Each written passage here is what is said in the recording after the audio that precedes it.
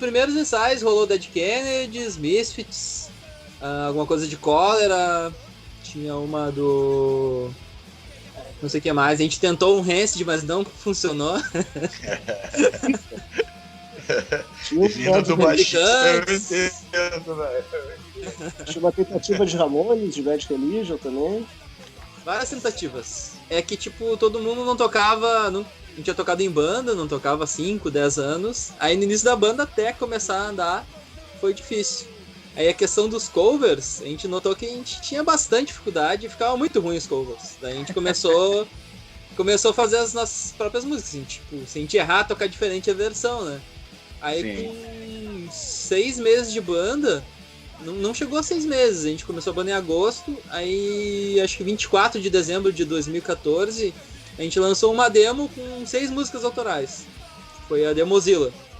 Tinha 6 músicas autorais e um cover de uma banda espanhola, Animales Muertos. A gente começou ali, o primeiro show, foi um show que a gente só tocou 5 músicas, aí no segundo show já tinha 9 músicas.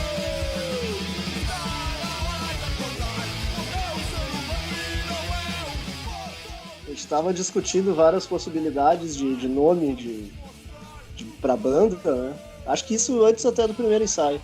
E em algum momento alguém falou, fez uma piada, tipo, um Megazord do punk, não sei o quê. Eu falei Punkzord. Isso, Punkzord. E aí eu associei, né, Megazord, essas paradas japonesas, aí tem o Godzilla, né? Aí eu imaginei, Punkzilla. Imaginei um monstrão gigante de moicano destruindo uma cidade. E aí eu comecei a vender essa imagem pro pessoal da banda, né? Tipo, imagina o Godzilla de moicano e jaqueta de couro destruindo Porto Alegre, não sei o quê.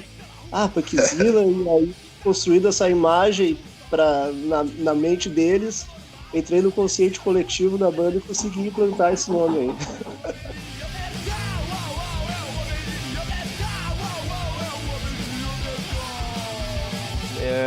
Porque eu comecei a tocar lá por 2008, 2009. Não sei se os meninos já tocavam nessa época. Mas quando eu comecei a tocar em 2008, 2009, tinham poucos lugares para tocar. E os lugares que tinham para tocar, eles cobravam uma taxa de venda de ingressos, alguma coisa assim. Tinha que vender ingressos para tocar.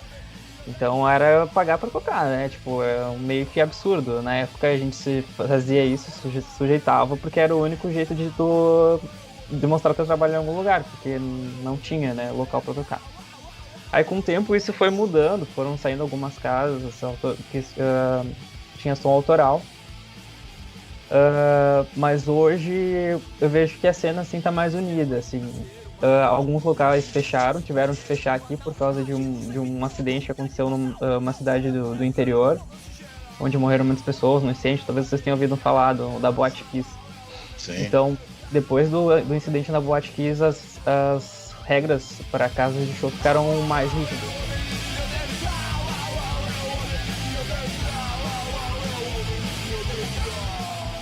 O Pesquisa foi o seguinte... visto que tinha essa dificuldade, né, de chegar diretamente nas casas de show, porque tem um produtor que ia lá e fazia o cara ter que vender ingresso para poder tocar, a gente, né, botou a cara a tapa e foi falar com as casas de show que a gente queria fazer um festival nosso, e a gente conseguiu uma parceria na Cidade Baixa, que é o bairro boêmio de Porto Alegre, no Signos Pub. Signos Pub, né? Abração aí pra dona Clair, que é dona lá. E ela é a dona do bagulho lá, cara. Casa épica lá de Porto Alegre. É pertinho da Opinião, assim, tem a Opinião, que é uma baita de uma casa de show, e tem o Signos Pub, que é pequenininho ali, aconchegando, um cantinho ali. E ali é o lar do underground sul de Porto Alegre, ali por muito tempo. Até, Pois é, que foi um dos lugares que, por questões de segurança, foi interditado para shows. Em função de, acho que 2 metros quadrados a menos na planta, não pode mais ter show. Nossa. Aí foi... Até, tipo, foi no início desse ano, daí teve a quarentena, a gente até tava pensando, mas como é que vai ser a cena underground sem o Signos Pub? Tipo, muita banda underground tocava lá. Mas basicamente o Festzilla foi isso, a gente negociou diretamente com a casa e a gente conseguiu baixar o preço do ingresso, que geralmente era 15 para 5 reais. Então, tipo, fica meio sem desculpa de não ir, né? Então, como era sempre barato, galera lotava, assim, ia, assim, a gente teve bastante sucesso com esses eventos que a gente promoveu, assim. O evento foi também bem tem legal poder... Fala do cunho social também do evento, né? Que além dos 5 reais tem a ajuda de um alimento perecível ou um agasalho, que a gente sempre ajuda as instituições também.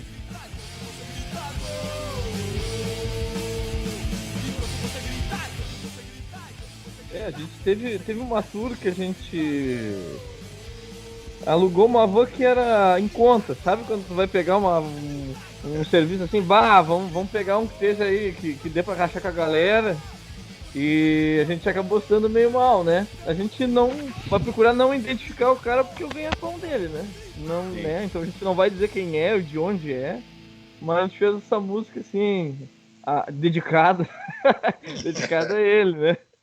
Uma homenagem. É uma homenagem, é uma homenagem boa, mas é uma homenagem, né?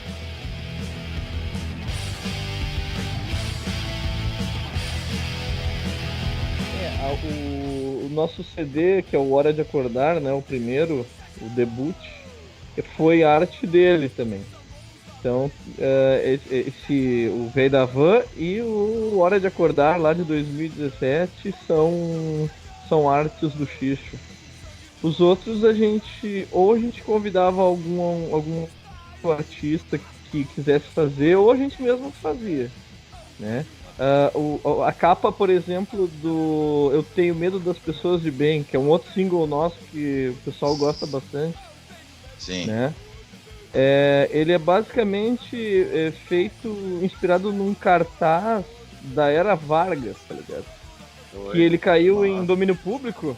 E a gente adaptou ele para passar a mensagem desses tempos de agora, assim. Então, tipo, é um som que a gente fez em gravou em 2016, pra ter uma ideia, né? E ele se mantém atual desde então. Né? Infelizmente se mantém atual, né?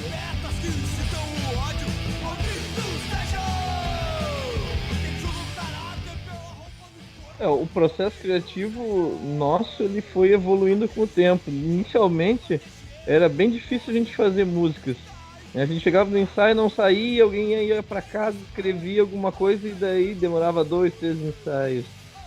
E hoje, às vezes, alguém toca um som e foi esse bem o caso do som do Véi da Van. Assim.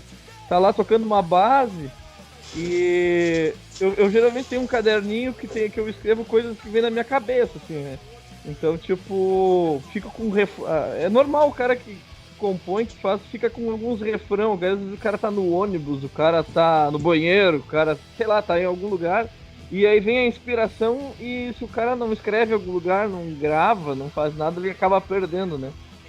E essa coisa da gente às vezes criar no meio dos ensaios, tipo, começa a tocar uma batida massa, que os guris começam a tocar aleatório, e daí dá pra cantar por cima. Então, muitas das nossas músicas foi assim, o processo, basicamente.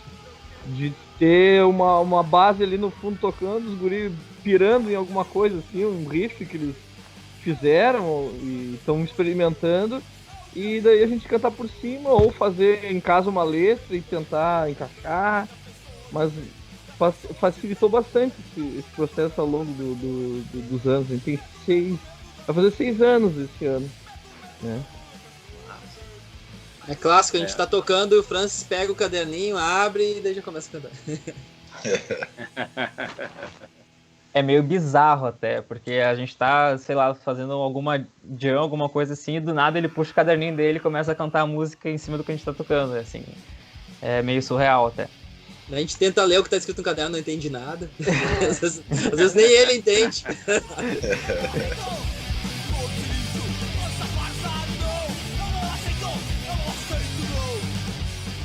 Eu acho que nós estamos num momento, assim, num momento bem crucial em que não dá para ficar em cima do muro, né? Não simplesmente a banda com a sua temática, ela não pode simplesmente se eximir da responsabilidade que ela tem de passar uma mensagem para o seu público, né? Eu acho que o nosso posicionamento da banda também tem muito a ver com o nosso posicionamento pessoal, assim, porque todo mundo concorda com esse mesmo posicionamento e acho que faz parte do nosso dia a dia, assim. Eu pelo Legal. menos vejo como a banda a minha forma de protestar, de se expressar contra tudo que eu acho errado, assim. Então, nesse sentido, a gente se completa, assim.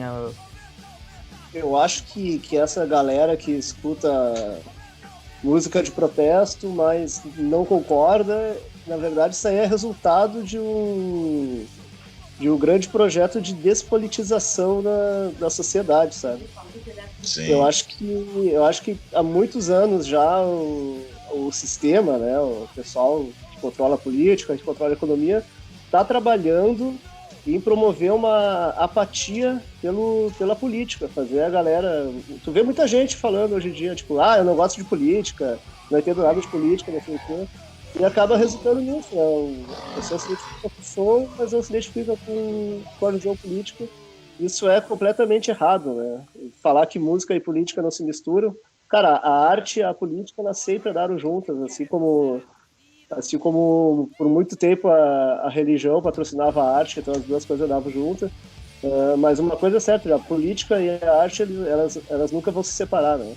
Então, acho que, na verdade, resumindo, é isso. É o resultado de vários anos de tentar criar essa atmosfera de ser contra a política, de não gostar de política, que acaba resultando no que a gente está vendo hoje, né? Nessa virada de posicionamento do país como um todo, né? De uma política mais progressista, que era a política do PT, para uma política neoliberal, né? Que visa aí acabar com o estado de bem-estar social.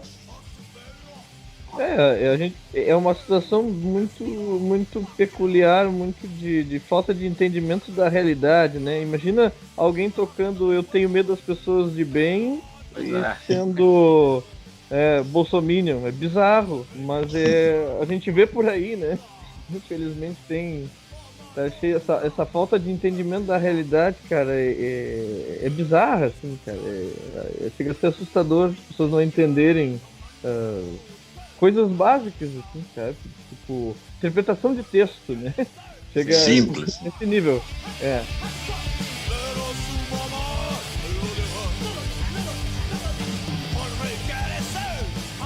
O Brasil, ele vem de uma cultura de exploração de pessoas, né? E as elites, as pessoas mais adinheiradas, elas se acostumaram a ser servidas sempre. Então, pessoas que não serviam elas eram vistas como vagabundos, pessoas que não trabalham, quando essas pessoas, na verdade, é que são os verdadeiros vagabundos, né? Tu vê pessoas de bem, né? Intituladas pessoas de bem, são pessoas que recebem pensão de filho de não sei o quê, socialite. Aí tu vai ver os processos, tem uns carrão, né? Não são pessoas assim pobres, né?